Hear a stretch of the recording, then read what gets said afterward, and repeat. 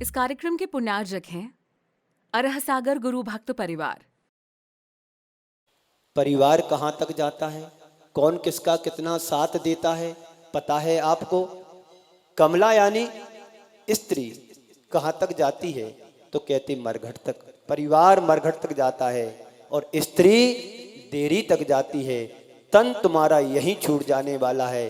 संपत्ति की कोई सीमा और मर्यादा नहीं है, वो साथ जाने वाली नहीं है, साथ जा भी नहीं सकता। साथ ले जाने की कोशिश भी करो तो भी नहीं ले जा पाओगे। हाँ, पर एक शर्त है, यदि तुम अपनी संपत्ति को साथ ले जाना चाहते हो तो हमारे पास कुछ पॉलिसी है, कुछ व्यवस्था है। उस व्यवस्था को यदि हम आत्मसात कर लेते हैं तो तुम्हारा जोड़ा हुआ धन तुम्हारे साथ जा सकता है। वह क्या है कि जो तुमने कमाया है गमाओ नहीं, लगाओ। जो तुमने कमाया है गमाओ नहीं, लगाओ। लगाओ कहां पर है? लगाना है तो परमार्थ के क्षेत्र में लगाओ। तुम्हारा वैभव, तुम्हारी संपत्ति तुम्हारे साथ जाएगी। पर छूट जाने वाला है, कुछ साथ जाने वाला नहीं है। तो कमला चलत ना पैड़ जाए, स्त्री कहां तक जाएगी? माताएं बहनें कहां तक जाती हैं? पैड़ यानी देरी तक जाती हैं, मरघट तक। ये तुम जो परिवार देख रहे हो, पिता है, पुत्र है, परिवारजन है, ये सब जा सकते हैं तुम्हारे एक सीमा तक, मरघट तक, जहां पर इस शरीर का अंतिम संस्कार होता है। वहां तक परिवार जा सकता है, लेकिन परिवारजन तुम्हारे साथ जा नहीं सकते, साथ देते हैं। बस इतना ही अंतर है। अपने अपने सुख को रोवे पिता पुत्र दारा, ये सब स्वार्थ की दुनिया है, मतलबी है सब। जब तक बेटा तुम्हारे साथ रहता था तो बेटा मेरा श्रवण कुमार था। जब तक तुम्हारा बेटा तुम्हारे साथ देता था, साथ रहता था, तो श्रवण कुमार था। और जिस दिन तुम्हारी बेटे से अनबन हो गई तो बेटा तो कंस का रूप धारण कर लिया। क्या हो गया? श्रवण कुमार कंस बन गया। यही संसार की विचित्रता है, यही जीवन की दुर्बलताएं हैं, कमजोरी है। जब तक तुम्हारा साथ देता है तो हर व्यक्ति अपना नजर आता है, जब साथ देना छोड़ देता है तो हर व्यक्ति पराया दिखने लगता है। संत कहते हैं एकत्व की भावना भाव, अपने आप में रहो, अपने आप में जियो। जब तक तुम परिवार और संसार से जुड़े रहोगे तो एकत्व की अनुभूति नहीं हो पाएगी। बस यही पंक्तियां दोहराना पड़ेंगी। अपने अपने सुख को रोवे पिता पुत्र दारा। सब मतलबी हैं, स्वार्थी हैं। बेटा कहता है कि पिताजी हमें बड़ा कर रहे हैं, और पिताजी कहते हैं बेटा मेरा साथ देगा। सब ये भ्रम तुम्हारा, ये भ्रम, इस भ्रम में रह करके भी जीवन का भ्रम भी मजबूत कर रहे हैं। इस भ्रम से बचो, भ्रम जाल से ऊपर उठो, अपने आप को पहचानने की कोशिश करो। तो अपने अपने सुख और स्वार्थ के लिए संसार का हर प्राणी रोता है, पर थोड़ा सा विचार करो, हम औरों के लिए क्या कर रहे हैं? औरों के लिए रोगे तो तुम अपने आप में धर्म को धारण कर रहे हो, और अपने लिए रोएंगे तो स्वार्थ परक रो रहे हैं। इसलिए क्या करना है? अपने लिए नहीं, दूसरों के लिए जीना है। आगे कहते हैं ज्यों मेले में पंथी जन, ज्यों मेले में पंथी जन, मिलने फिरे धरते। इस संसार रूपी एक मेला है। संसार रूपी एक मेले में बहुत सारे राहगीर मिलते हैं। बहुत सारे लोग जगह जगह से आकर के एक जगह इकट्ठे हो जाते हैं, एकत्रित हो जाते हैं। मेला का रूप हो जाता है, मेला जैसा लगता है। कोई मिठाई खरीदता है, कोई खिलौने खरीदते हैं, कोई कुछ खरीदता है, कोई कुछ खरीदता है। समय होता है और मेले से सब अपने अपने घर चले जाते हैं। ऐसे ही संसार में वट वृक्ष है। इस वट वृक्ष पर जगह जगह से पक्षी आते हैं, रात भर रुकते हैं, सुबह होते बस अपने अपनी दिशाओं में चले जाते हैं। ऐसे ही हमारा और तुम्हारा जीवन है। एक जगह एक शहर में जन्म ले लिया, अपनी अपनी बारी आएगी और अपनी अपनी बारी के अनुसार सब अपनी अपनी दिशाओं गतियों में चले जाएंगे। यही संसार की विचित्रता है। तो ज्यों मेले में पंथी जन मिले नेफरे धरते। इस संसार में जन्म लेते हैं, माता पिता मिलकर के, परिवार जन मिलकर के एक तुम्हारा नामांकन कर देते हैं, नाम रख देते हैं कि ये अमुक व्यक्ति है, अमुक प्राणी है, अमुक जीव है। इससे तुम्हारा व्यवहार चलता है, इससे तुम्हारा जीवन चलता है। ज्यों तरुवर पे रैन बसेरा पंछी आकरते। जिस प्रकार से एक वृक्ष पे आकर के बहुत सारे पक्षी बैठ कर के रात व्यतीत करते हैं और जैसे सुबह होती है सब अपनी अपनी दिशाओं में चले जाते हैं, ऐसे ही हमारा जीवन है। हम सब ने कोई पुण्य किया होगा तो एक परिवार में जन्म लिया। जरा विचार करो, यदि तुम्हारा जन्म एक साथ हुआ होता तो क्या होता? सारी व्यवस्था गड़बड़ हो जाती। बोलो, एक साथ यदि जन्म लेते तो सारी व्यवस्था गड़बड़ हो जाती। तुम फिर भाई बहन बनकर के जीना पड़ता था, जीना पड़ता होगा। थोड़ा और विचार करो। और एक साथ यदि मरण होता तो क्या होता?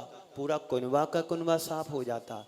अच्छा है, प्रकृति की व्यवस्था से हम जी रहे हैं, ना एक साथ जन्म होता है ना एक साथ मरण होता है, बस अपनी अपनी बारी से ही जन्म और मरण होता है। इसी का नाम एकत्व भावना है।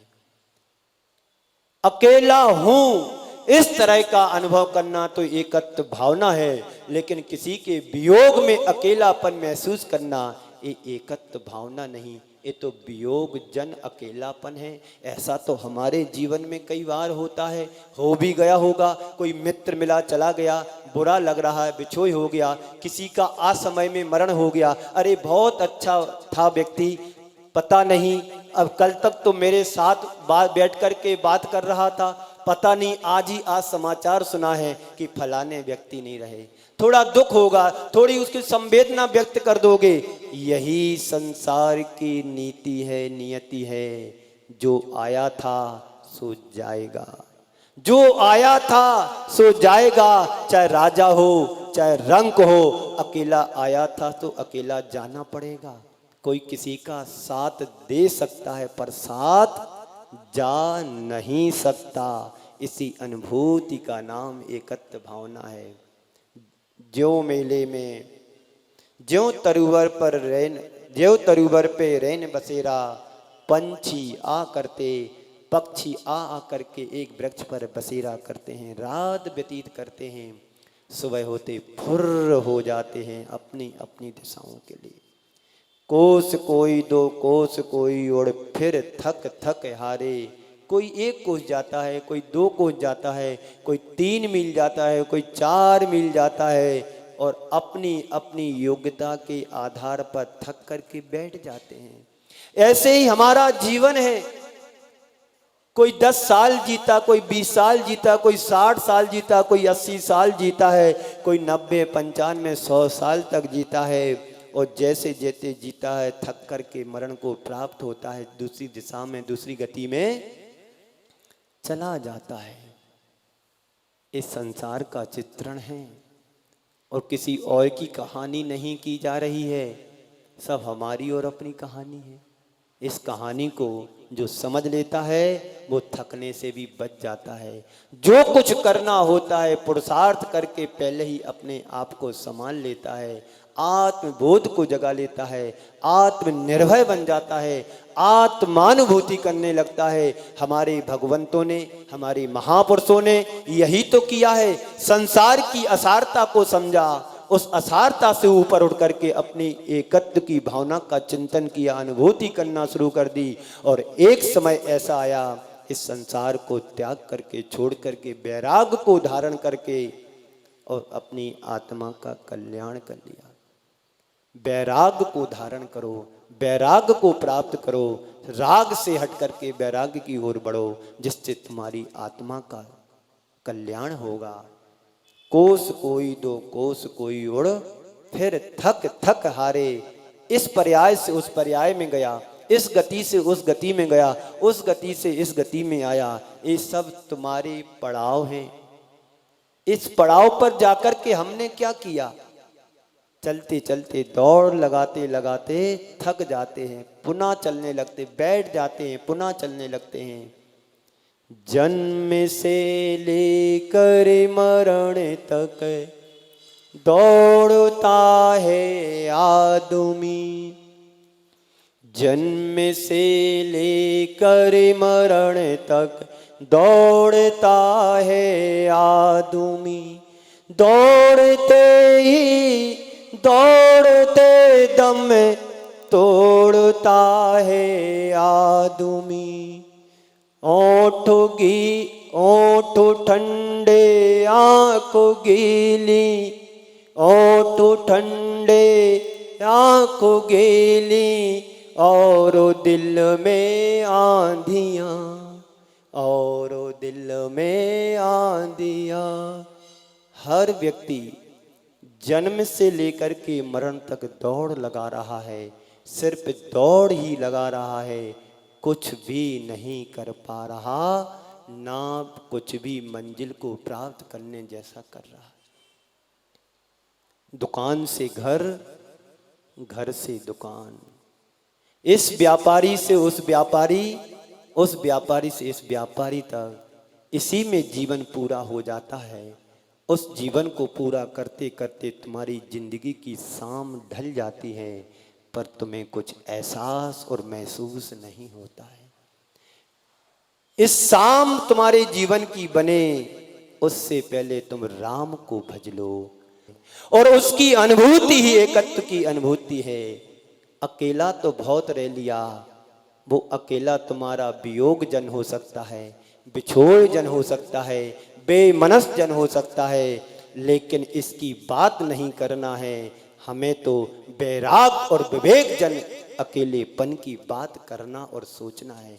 जिस समय तुम्हारे मन में बैराग्य जाग जाएगा, जिस समय तुम्हारे मन में विवेक जाग जाएगा, फिर संसार में तुम्हारा संसार सिमट करके छोटा रह जाएगा।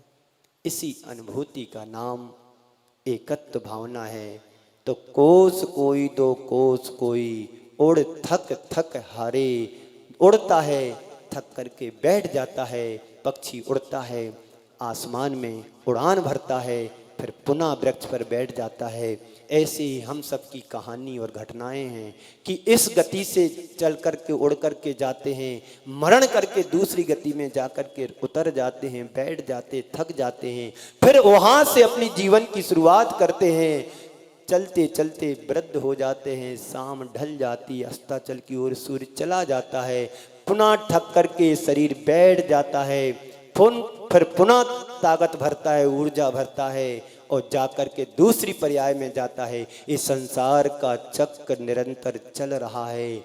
संत कहते हैं संसार के चक्र से तुम बचना चाहते हो तो धर्म चक्र में प्रवेश करो, आत्म चक्र से जुड़ो। आत्म चक्र यानी हृदय के चक्र से, हृदय को ऊर्जा से क्रिएट करो, हृदय में ऊर्जा को भरो, परमात्मा की ऊर्जा से भरो, धर्म ध्यान के ऊर्जा से भरो, भक्ति की ऊर्जा से भरो। 12 भावना, वैराग्य भावना, मेरी भावना, दुर्लभ आदि जैसी जैसी अनेक भावना है, समाधि भावना अंत में भाना है। इस जीवन की सार्थकता भावनाओं भाने में तो है, लेकिन अंत में तुम्हारा जीवन का लक्ष्य हो समाधि भावना।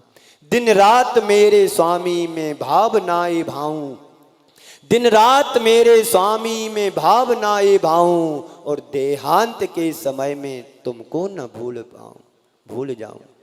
ये भावना निरंतर हमारे जीवन में होनी चाहिए, और ये भावना तुम्हारे जीवन में रहेगी तो निश्चित हम अपनी आत्मा का उद्धार उत्कर्ष कर पाएंगे। अंतिम पंक्ति है, जाए अकेला हंस संग से, संग में कोई ना पर मारे। जब तुम्हारा इस संसार से जाना होगा, निर्गमन होगा, आगमन होगा, तो अकेले ही होगा, और अकेले ही जाना होगा। संग यानी परिग्रह को छोड़ करके जाना होता है, संग यानी परिग्रह का त्याग करके जाना होता है।